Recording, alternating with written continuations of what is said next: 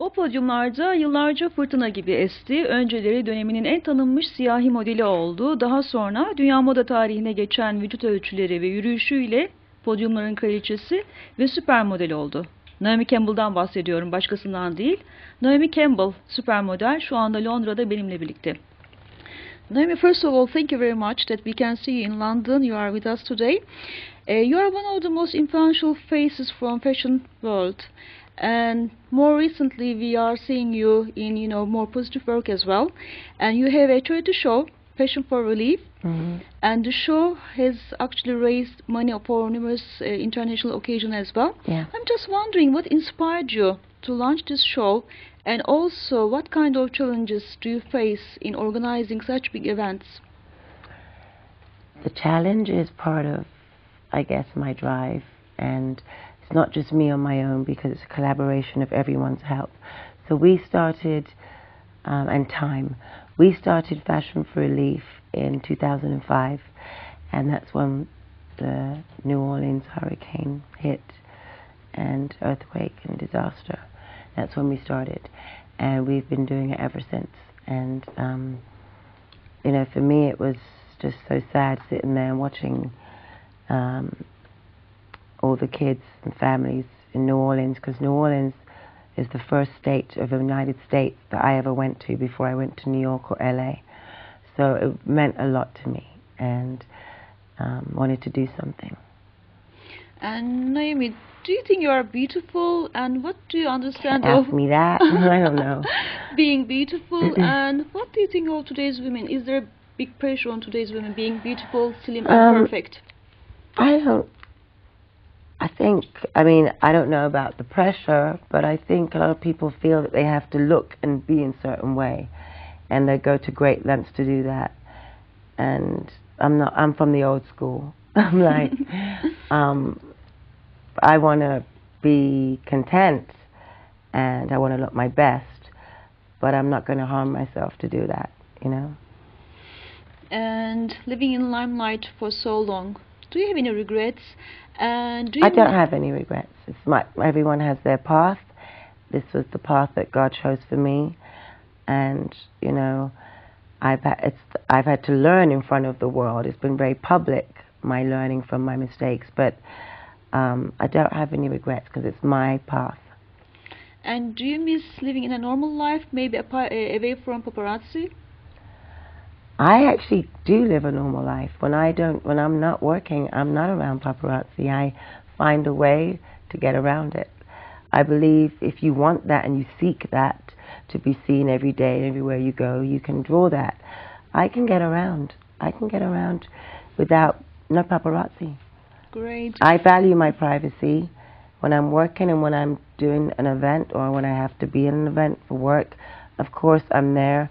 I'll do as many interviews as I'm told to do, and I'm committed to the job and being at the event or the cause.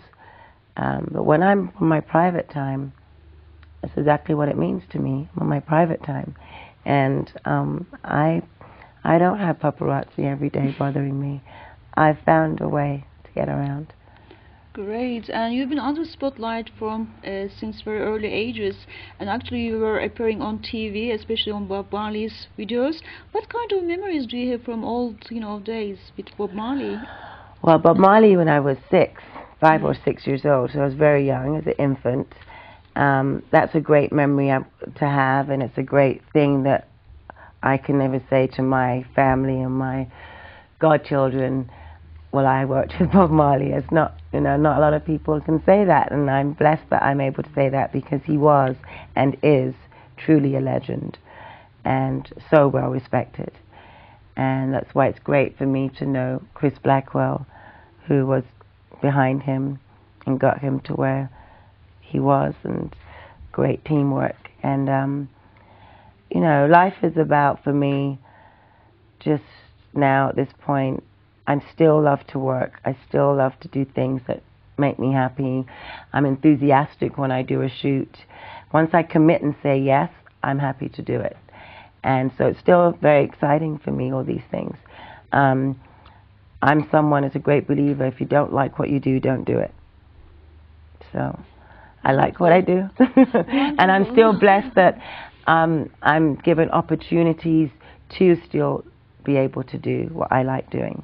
Because I'm not a new model. I've been around for 27 years. So, but you look great, definitely. Well, actually, what I was wondering, talking about your career as well, how did you battle your way through the industry, especially being one of the 6 models or supermodels of your generation, and also you were the first black woman to appear on Vogue magazine? How did I? Well, that was great support being with Linda, Christy, Cindy, Tatiana, Stephanie. It was a great support. Did I say Cindy? Yeah, because because they were very supportive to me in the early days of when people were not used to using models of color. And they were like, no, no, no, you have to take her. If you want us, you have to take her too. So the camaraderie and the friendship was very strong, and we have great respect for each other till this day. I try to keep in touch with all, and I don't know if that's when people say, will it ever happen again? I'm not thinking of the label they gave us, the supermodel. I'm thinking of our friendship and our connection, and that I think is special, and that I don't think will happen again. Not 6 of us like that, because we truly do care about each other. We care if somebody's hurt, someone has a baby, presents, flowers. We care what we hear. If we hear good news, we're happy for each other. We want each other to be happy. And, you know, despite what people would like to think, that we were never friends and we, you know, scratched at each other, it's not true. We were. It's wonderful to hear that. Do you still see each other? We do. I see them, like, maybe if I'm on vacation somewhere, I see Cindy and her family, or I call Christy if I'm going to New York, or Linda if I'm going to New York, or Claudia here in London or somewhere else. You know, it's like, but I make an effort, and I mean, like, Claudia is very supportive. If I do a charity event in London, I did something with Dolce & Gabbana, she shows up. Not only in London, also in Paris. She's wonderful. I mean, all of my girls that I came up with are very much supportive in what I do, as I'm supportive of what they do. So it's a very good, you know, example for the new generation as well, this kind of attitude. Everyone's different. Times have changed, and, you know, it's different, I think, you know, different time. And Naomi, you are the top black model in the world. You have many admirers all around the world. Is there a growing pressure on you, this affect admiration?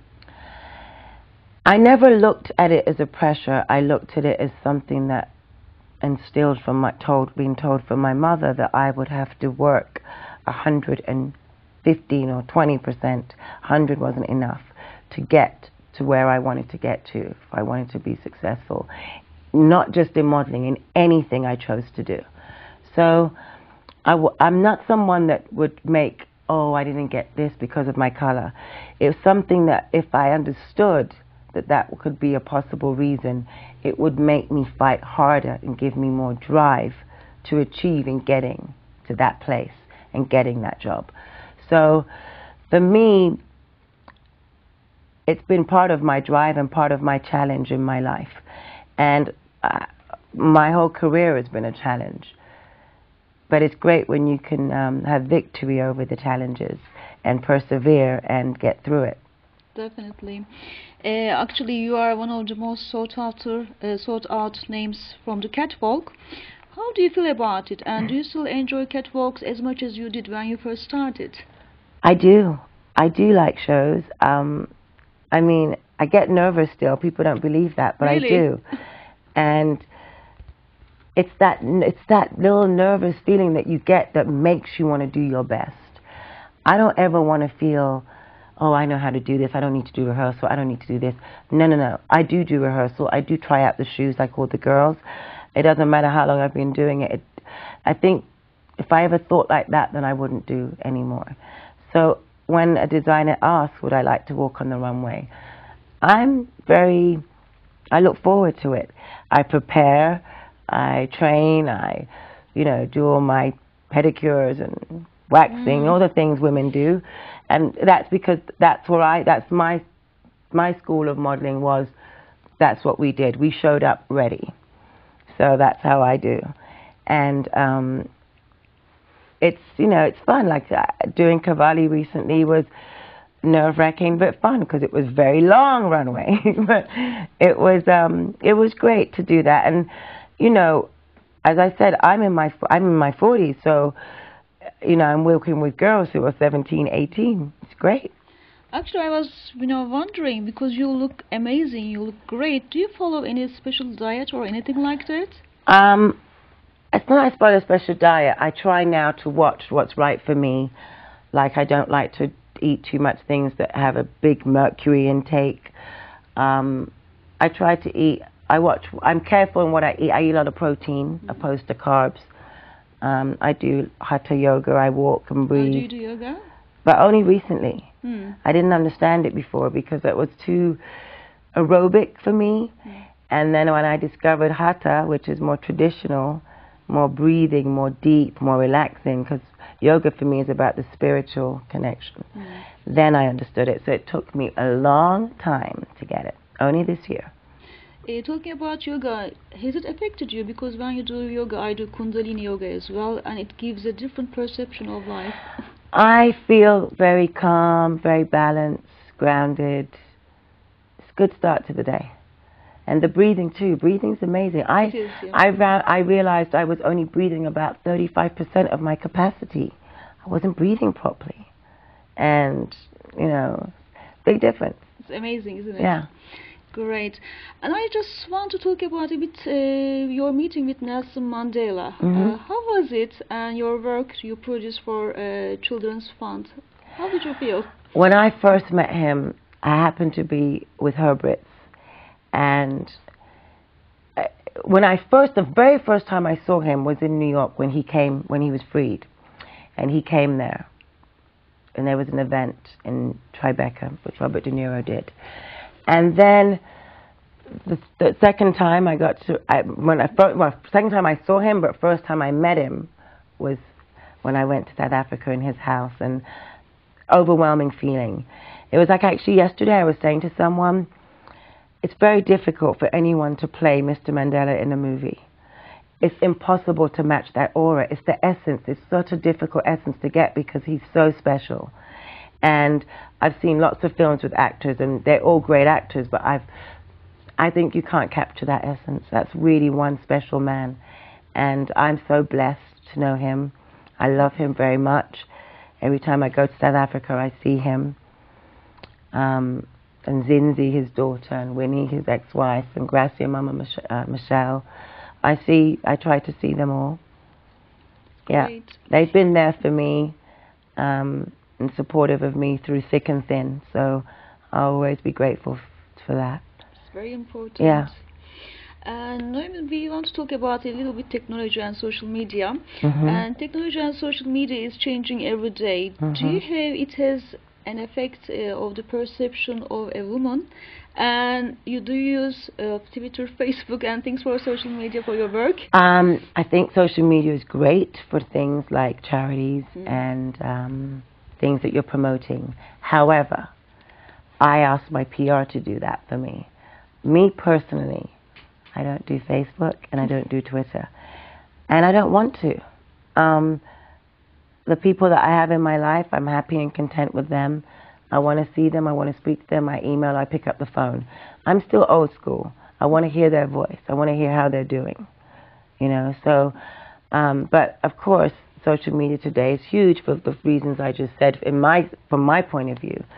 But on a personal point of view, I see many people get themselves in way too much trouble with this things that they say, that they send and they can't take back. And I don't want to be one of them. So I think they consume too quickly, you know. I'm not, you know, people know who I am because of my work as I'm photographed. I don't know who they are. So I feel I'm accessible enough. So I don't want to be, for me, like if I have to go to a store when I'm doing my perfume signings, I'm happy to meet people one-on-one, shake their hands, do a picture. That I like. But I don't want to hide behind cyberspace. Do you know what I mean? I know what you mean, definitely, definitely. But yeah, I respect it, and I know it's part of our society today and will be much more in the future for sure. It's just I see it more as something to do for me to help my businesses and my charities and spread the word more so than personally. I see. And Naomi, you've been to Turkey Yes, a couple I of have. times. And when is your next visit to Turkey? When are you planning to go Possibly to in Turkey? June. In June, Mhm. great. I love your First Lady. Do you? Yeah, she's been very sweet with me. I got to have tea with her. When was it? I mean, I had tea with her 2009. 2009. Yeah, I think, yeah. No, I do like Turkey very much. I always have a great time there. And when I come there for work, I always end up staying one day more so I can go out and eat. And, you know, I have some friends there. And shop. I love the market, the old market. Grand Bazaar. Oh, that's great. One thing. Yes. So this man builds a house. Everyone knows in the world that I love evil eye, hence Yes. my eye. This man builds a house. I want to clear this up, and I Okay. think there's no better time than now. Oh, great. The house has nothing to do with me. He never gave it to me as a present. I do not own a house in Turkey, unfortunately. And it was basically just a big publicity stunt for him. And this story has gone around the world so many times, but I thought I should clear this up because it's a very nice looking house, but it doesn't belong to me.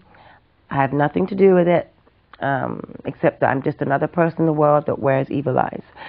But that's about it. Great thing. So you are clearing out that, you know, you don't have a house in Turkey. I don't, but I mean, I'm not saying I wouldn't love to have a house there, but this particular house has nothing to do with me. Okay, but do you visit this house or? I've never been to this Oh, house. you I've haven't? never seen it. Oh, really? I read it like everybody else and was like, I do? Really? No. It is a media. Well, it got the PR that he wanted for the architect that did the house, and I think that was the purpose. But, you know, that happens to me a lot, where people use my name for things that has nothing to do with me. They want to sell something. They say, oh, she's getting her birthday there. And I'm like, I am. I'm not even in that country. And I'm not planning to be. But, you know, you try to do the best you can, but there's always things that people do that slips through the cracks.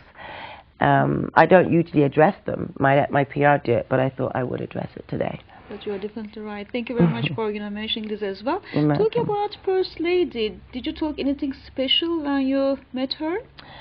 Well, yeah, we spoke about doing things. We spoke about the charities that Amin does in the inner cities for education for the children in Turkey, and that I was interested in being part of. We also spoke about doing a fashion for relief in Turkey, which I still very much would like to do. And she explained to me that she would help in terms of getting the right people behind me to make it happen.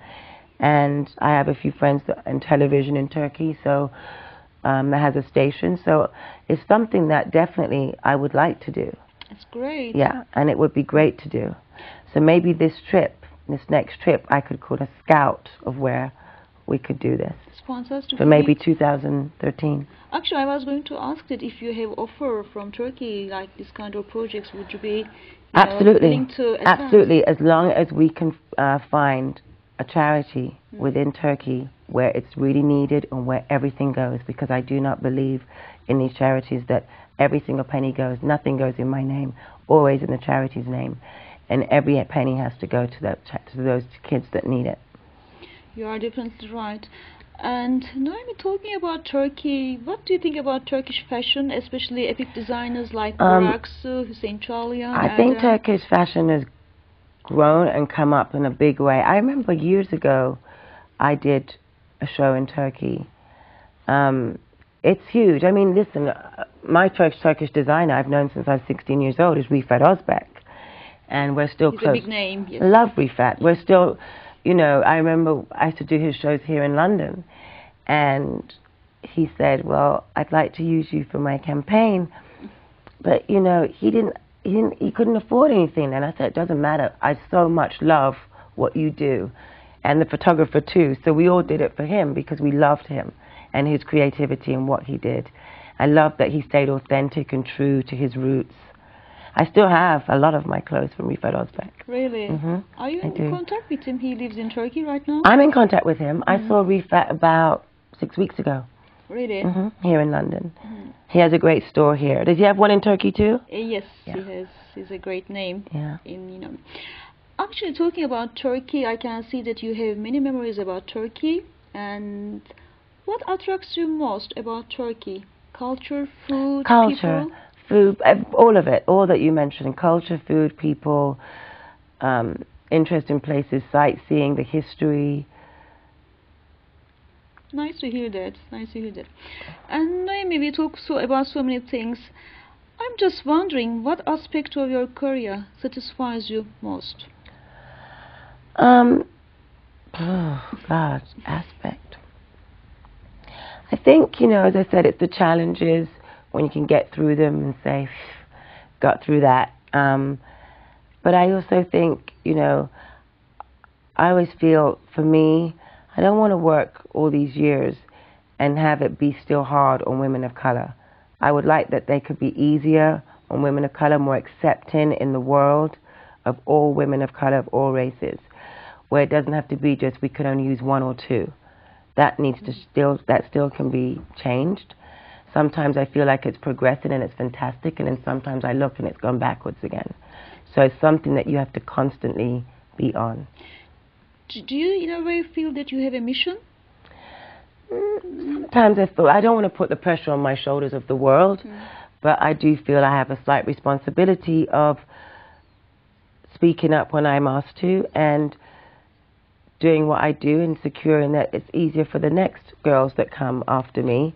I mean, there are already girls after me, and even when they come to me now and say we were cancelled from this and this, I'm like, why? I get upset for them. I do. I see. And Naomi, you have achieved so much in your life. What is your recipe for success? For me, there really isn't. As I said, I learned everything as I went along, and I think you have to like what you do, no matter what occupation you do, and do it the best you can. Great. And are we going to see you in more different projects? And I believe that you have a book project as well. Can we talk about that? Yeah, we do. We have a book project with Benedict Hashen, who I've long admired for many, many years, and can't believe that I'm doing not one book, 2 books with him. Really? Yeah. Great. And it's great to work with him. He gets me. And hopefully I get to see him soon in New York. And yeah, it's been strange when you start looking at all your life on a board. It's weird.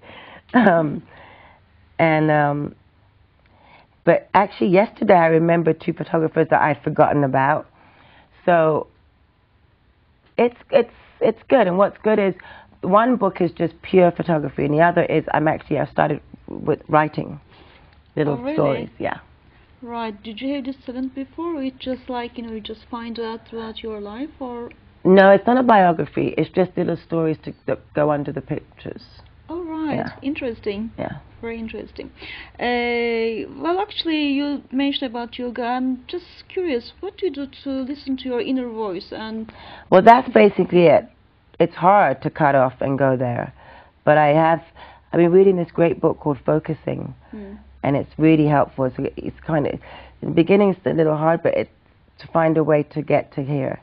Because it's hard to, our brains are constantly meant to revolve, so you can never shut it off 100%. But if you can connect here, I think things start to get a lot better.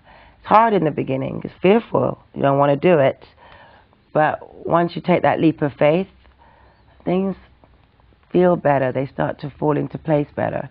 But I think it's a part of everyone's life that they get to this point, and you can either ignore it or you can face it. I'm choosing to face it, and I want to connect with my inner self.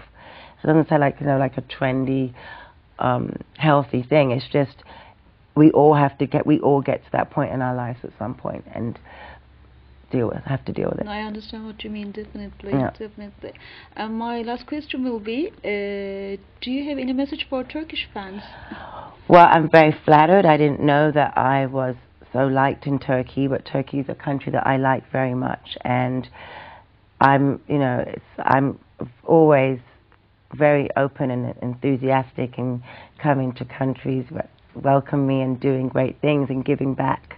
So that's where my mind's thinking now. It's like, when can we do our event in Turkey?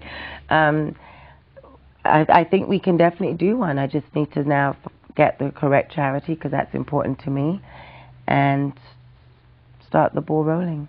Great. And we have one coming up now on May 20th in Cannes, and we have one in Hong Kong in September and one in Beijing in October. Great. Maybe we can have another one in Turkey. I don't know if we can fit it in 2000. We also have one in Miami. All right. December. But I don't know if we can fit it in 2012. But you never know. Let's see. If things can move quickly, then it's a possibility. Otherwise, for sure, we can plan for 2013. Great. And actually, we are looking forward to, seeing you in Turkey soon. Hope maybe in so. June. Thank you, Naomi. Really Thank nice you to meet you. Thank you so much. It was great. Thank you. you. Thanks. Sorry. Thank you. O yıllarca podyumlarda fırtına gibi esti, önceleri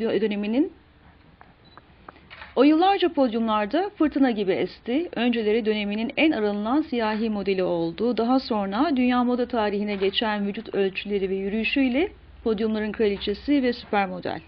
Naomi Campbell'dan bahsediyorum, başkasından değil. Süper model Naomi Campbell şu anda Londra'da benimle birlikte.